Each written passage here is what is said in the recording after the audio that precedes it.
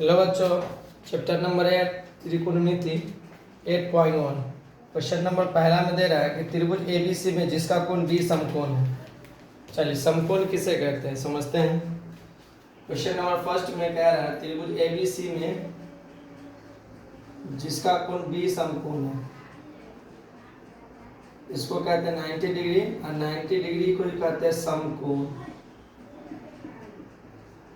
B समकोण है, ठीक है। फिर आगे कह रहा है ए बी 24 सेंटीमीटर और बी से 7 सेंटीमीटर। ए बी तो यहाँ ए मान लो या यहाँ सी मान लो, या ए सी यहाँ या ए यहाँ कहीं मान लो चलेगा, ठीक है। तो ए बी दे रहा 24 सेंटीमीटर और बी सी दे रहा 7 सेंटीमीटर। तो ये वाला मान नहीं है, इसको कहते हैं कर्ण। तो कर्ण का स्क्वायर बराबर होता है लंब का स्क्वायर प्लस आधार का स्क्वायर, ठीक है।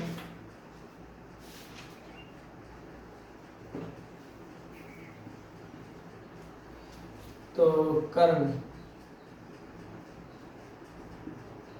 लंब दे रहा कितना 24 प्लस आधार दे रहा 7। 24 का हो जाएगा 576 प्लस 7 का हो जाएगा 749 सेंटीमीटर स्क्वायर, ठीक है। जोड़ेंगे 625 सेंटीमीटर स्क्वायर। 625 किसका रूट है? 25 सेंटीमीटर का होल स्क्वायर। कर्ण का स्क्वायर, स्क्वायर से स्क्वायर कैंसिल, कर्ण का मान आ गया 25 सेंटीमीटर। चलिए तो ये कर्ण हो गया आपका 25 सेंटीमीटर। अब कह रहा है क्या नंबर 1 पहला में कह रहा है साइन ए कॉस ए और दूसरा में बोल रहा है साइन सी कॉस सी का वैल्यू निकालना है। तो बहुत आसान क्वेश्चन है, इसको समझेंगे किस तरह से। देखो फंक्शन ऑफ साइन दे रहा है, एंगल दे रहा है ए, फंक्शन ऑफ दे रहा है कॉस, एंगल दे रहा है ए का मतलब यहाँ जो ए है ना उसी जगह ये ए दे रहा है, ठीक है। अब यहाँ पे लिख लेते हैं कि कोण ए और कोण सी लिख लेते हैं। तो P B H, P B H कोण ए के लिए पी। तो देखो जिसको ये टच कर देता है कर्ण जिसको टच कर देता है इस तरह से तो उसको आधार बना देता है। क्या बना देता है? आधार। तो ये हो जाएगा पी, तो पी दे रहा है 7 सेंटीमीटर और बी दे रहा है 24 सेंटीमीटर। तो कर्ण हो जाएगा 25 सेंटीमीटर। तो देखो कौन सी की बात कर रहा है? Angle C. तो देखो यहाँ पे सी, तो इस रेखा को टच कर दिया कर्ण, है ना। तो एंगल यहाँ बनाता है, जिस रेखा को टच करेगा उसी को कहेंगे बी। तो बी हो गया आपका 7 सेंटीमीटर और पी हो जाएगा 24 सेंटीमीटर और कर्ण हो जाएगा 25 सेंटीमीटर।